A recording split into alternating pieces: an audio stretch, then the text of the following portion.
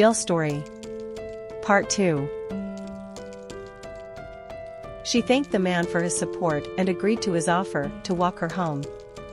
But he stayed a little behind all the way, saying that people might not understand why a tomboy like him would walk beside her. "What do I care what people think?" said Jill and took his hand. "To me, you are the most sensitive person who listened to me and made me feel better, even if only for a little while. I don't care what you look like. All I see is that you have a pure and kind soul, and you deserve respect too." She noticed that her words touched the man and tears glistened in his eyes. Together, they reached her house. Jill apologized that she couldn't offer him a place to sleep on such a cold day, as she lived in a small apartment herself. Sebastian thanked her and said, "It's okay, you've already done so much for me."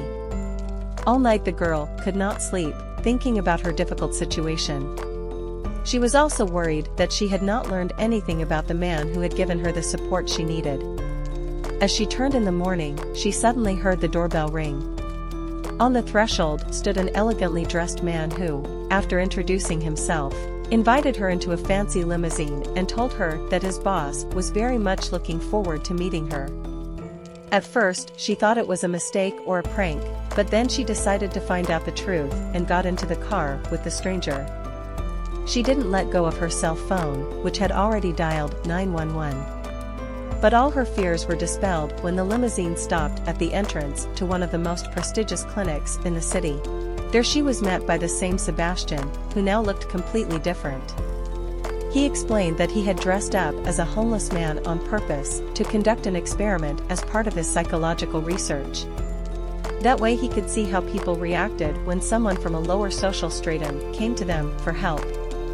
The rich have their quirks, though, and sometimes they want to see the world from the bottom up, Jill thought. But that wasn't all. Sebastian said to Jill, "Remember our conversation yesterday about if I owned a clinic? But as you probably guessed by now, I am, and I'd like to invite you to join our center as a nurse's aide." Jill was, of course, overwhelmed with emotion, although she tried not to show it. "But that's not all," Sebastian said. "If you've done well, in 6 months I'll pay for you to go to medical school so that you can upgrade your qualifications and become a doctor." Jill glowed with joy. It had been her long-time dream to continue her studies, but perpetual financial problems had prevented her from doing so. She thanked the man and told him she wouldn't let him down. "A chance like this can only turn around once in a lifetime, and I will make sure you never doubt your decision, Mr. Sebastian." "We'll see about that," the man said with a smile.